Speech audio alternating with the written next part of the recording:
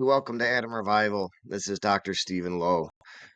I'm going to make a video today. It's one that's kind of just been on my heart, and I think it's time to make it. This is a hard thing for me to talk about, but I want people to know who my brother was. In November of 2022, my brother Scott took the life of my mom and then took his own life. And it's been a process of hating my brother for what he did, and then a process of remembering who my brother was. So I'm going to tell a little bit of his story here today.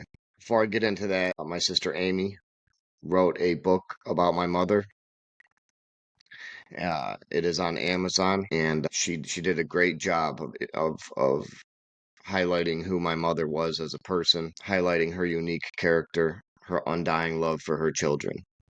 I will link that book in the description below. It's a short read, but it's a powerful read, and it will help anyone who has gone through tragedy in their life. So I suggest and recommend that you go and learn a little bit about my mom, the things she went through, and how we dealt with the tragedy that was the murder-suicide that afflicted my family. Scott Bickerstaff is my brother's name, and he was born in on July 5th, 1980.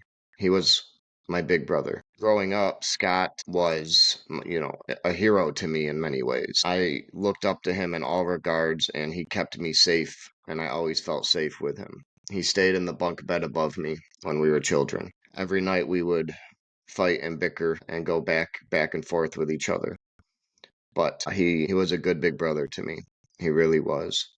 And we went through the basic things that young men go through growing up together. We were in karate. Scott was 5 years older than me. We were in karate together, and we were in sports together, and we did everything together. And then my sister was born, Amy, and then we shared the same goal. The attention shifted from our conflict, our brotherly conflicts, to the common goal of we need to protect our little sister Amy and take care of her and show her the way. And that's what we did. And we did that quite effectively.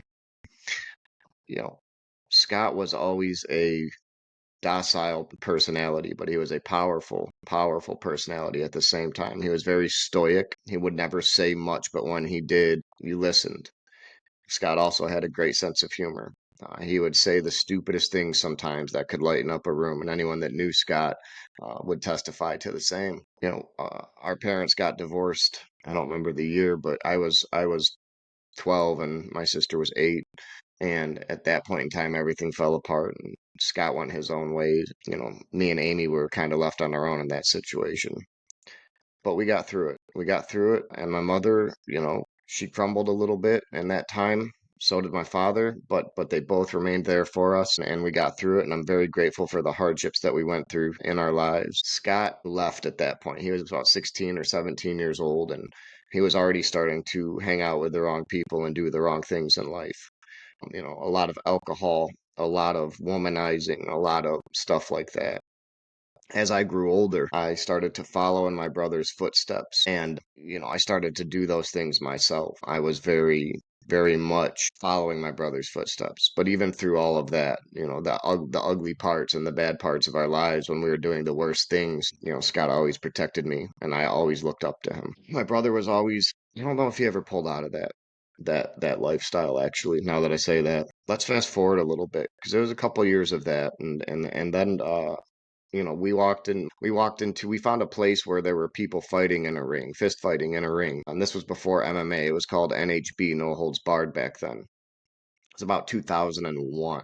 We found this place in Rochester, Michigan, and we went in there and we were fascinated with these guys fighting each other in a ring. And there was a crowd and people were going crazy. And we kind of knew at that point in time that, hey, this is what we need to do. And so that's what we did. We went and we found a gym to train shoot fighting, NHB, MMA, all of that stuff. And Team Shoot, shout out Team Shoot. I still love Aaron there, the head trainer, and Keith Kurtz, great trainer and friend of ours. Anyway, we found discipline and leadership that we were lacking in that gym, and we bled a lot and we sweat a lot and we battled back and forth, but we were able to kind of like release all of these tensions and these anxieties, and that lost feeling started to go away because we started to feel that we had this purpose. And my brother went all in on this. At that same time, me and Scotty lived together. We had an apartment together. I was about 16 or 17 We had an apartment together, and we would go. We worked on the same job, and we trained at the same place, and we lived at the same place. So our lives were 24/7 with each other. Uh, so we would go to work plumbing during the day. We would go home, we would shower, and then we would head back to the gym and we would train. And we did that for years, getting ready for fights. And my brother was an outstanding mixed martial artist. You can ask anyone that he ever competed against or trained with. Scott had a very deep affection for Mike Tyson and that nice tight style. Boom, boom, boom, boom, bang, bang. Nice, powerful inside hooks and stuff like that. That was my brother. And he had a big head and he had a stout build and he hit like a hammer. I've been hit several times by many, many men in my life, and it didn't matter if you put your arms up against Scotty or not, in a defensive posture. He hit your arms and your whole body felt it. So he hit like a truck, and his opponents knew it. Scotty also took a lot of damage, though. I was a very intentional fighter, and I will say, I'm not scared to say, I didn't like to get hit. So I was a very technical outside type of pick you apart type fighter and striker, to whereas my brother was just a bulldog, putting his head down and taking damage and taking damage and taking damage. Well, we could have never thought back then that, that would be his undoing in life. That would be his undoing in life. Scott lost his eyesight as a result of mixed martial arts. He had a bilateral detachment in both retinas. He went from being able to see one day to being in pitch black one day. And that was a terrifying thing for all of us. But my brother, being who he was, just kind of, he disappeared. He found some friends to stay with, and we weren't even able to find him. He disappeared. And he lost his mind. We were starting to get phone calls with him saying crazy things and nutty things and things that didn't make sense. And, it broke my heart for sure. Scotty was my right hand man. He's my best friend. He's my big brother. And to see him in that state broke my heart. We found him. And when we did find him, we were able to take him to a hospital. And, it was very, they say that when people go through something like this, they turn against those that are the closest to them. Well, Scotty turned against me. I was public enemy number one once we found him again. He wanted to kill me. He wanted to say all these, do all these things to me. When we found him and we were pushing him into he was in a wheelchair because he couldn't see anything. I was the one pushing him in the wheelchair, and he didn't know it. He didn't know I was the one pushing him in the wheelchair. And he was cursing my name to everyone around, how bad he wanted to kill me. And I'll never forget that scenario because that was my best friend and that was my right hand, and all of a sudden he wanted to take my life. So we fast forward a little bit, and he went from that point at the hospital to where they determined he had bilateral detachment of his retinas, and then they submitted him to a psych ward, and they diagnosed him with, I don't remember the actual diagnosis. I think it was like chronic psychosis or something like that. I think that's right.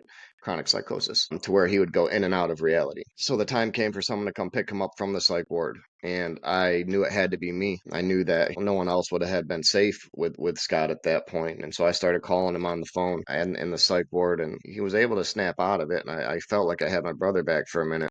So took him home, and we built a home. Me and Elizabeth built a home for him in our basement, and our children would stay upstairs. And Scott seemed to be back, but he was blind. Um, and we built a home in the basement, and I had a walkie-talkie up in my room, and he had a walkie-talkie down in his basement, and the agreement was just hit me on the walkie-talkie whenever you need anything, bro. And those scenarios of 2 a.m. in the morning and hearing the walkie-talkie go off and hearing his voice, those things still today, I can hear him. I hear him all the time. This was also a process of trying to get his eyesight back. I kept promising him that we were going to get his eyesight back, and I didn't know if that was true or not. I just knew that that's what I had to tell him. And he didn't have health insurance, so we went broke. We paid for his medical bills. We transported him to, I couldn't even tell you how many doctors, so many doctors, so many doctors. And each and every time we would go to a doctor, I would sit there and I would sit in the chair and I would watch him sit in the doctor's chair, and the doctors would examine his eyes, and each and every time they would tell him, "You're never going to see again." And I would just watch his face drop, and it was heartbreaking every single time. Every single time. Throughout this process, I watched hope leave him, and I couldn't imagine what he was going through, but I knew my heart broke for him. Henry Ford, one of his friends, Amanda Seeger, so shout out to you, Amanda. I'll never forget what you did. Knew someone at Henry Ford Hospital in Detroit, and told them Scott's story, and they said, "Hey, we're willing to try we can't guarantee anything, but we're willing to try doing experimental surgery for free. And so that was a lot of hope. We took him in, and I think they did his left eye first. I could be wrong. It might have been his right. I don't remember. Um, what they did is they reattached his retina, because when his retina detached, they balled up like this and blood vessels surrounded them, which kept the retinas alive. So they were able to carve out those retinas very delicately and then paste them and tack them to the back of his eyeball like that. And it was successful. I think he got about 20% in one eye and he got about 30% in the other eye. Now, keep in mind, before he went totally blind, Scotty was legally blind to begin with. He never had good vision. He was not able to operate a vehicle. He was not able to do anything like that. He went through life legally blind. So, but we were able to get his eyes back to a certain degree, and he started to return. Well, he decided at that point that he wanted to leave our home and go back down to the city with an ex-girlfriend of his. And I don't blame her for anything, but that was probably about the worst thing that we could have done. We had him on psych meds at the house. We had him on, all of the things, and he was acting right and he was talking right and he was, there was a lot of hope. Thought I had my brother back. And I can't go on talking without talking about Junior and Adriana, his two children. You know, he loved Junior more than anything in this world. It was Scotty Junior. My nephew, who I love dearly, he was Scott's pride and joy. But unfortunately, in Scott's darkest times, Junior was right by his side and Scott was leading him down a dark path. Looking back at that, I wish there was more I could have done, but there wasn't. And Junior loved his dad. He loved him so much. He idolized him, and he still does today. And Junior, if you watch this, I hope you know that those days where it was you and him in those dark times, that wasn't your dad. That wasn't your dad. Your dad was a loving, caring, kind man. He was a prick and he was an asshole at times, but aren't we all?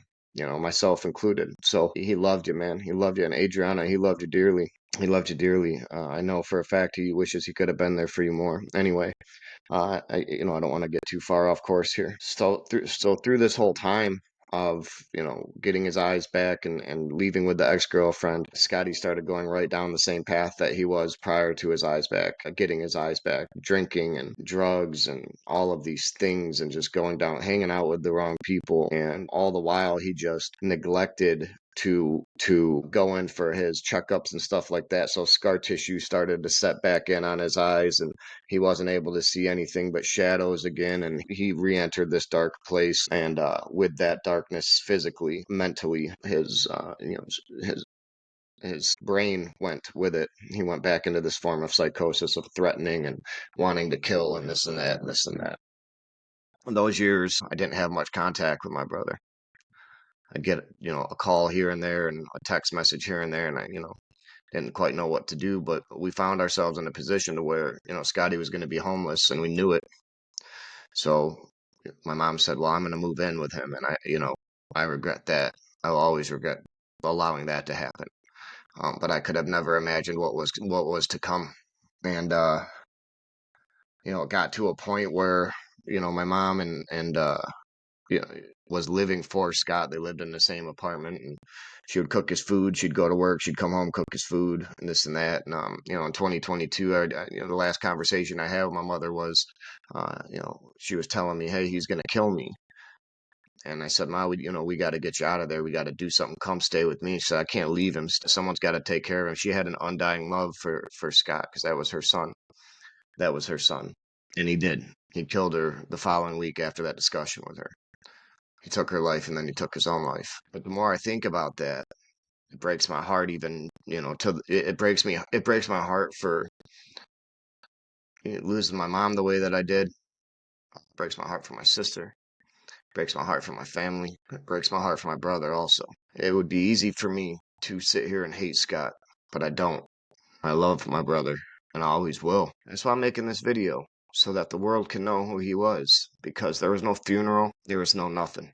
He was here and he was gone, and his life meant nothing to a lot of people. Well, that's just not gonna fly with me, because Scott Bickerstaff was the best big brother I could ever ask for. He was my right hand man, and he loved and like not a lot of people could love. He had one of the biggest hearts, and he was one of the smartest people I've ever known. And we went through ups and downs together, and uh, you know, We did everything brothers should do. We went through trials and failures, and I have a lot of memories with my brother.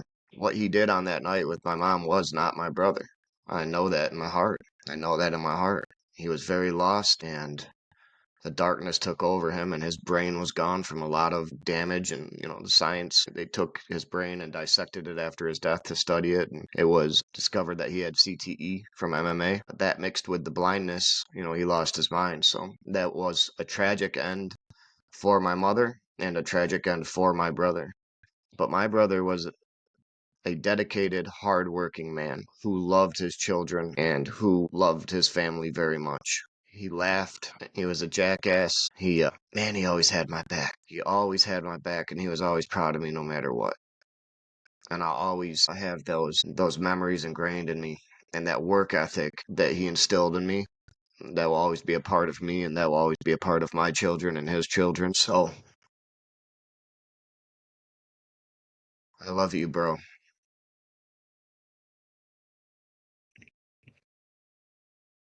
I love you, Scotty.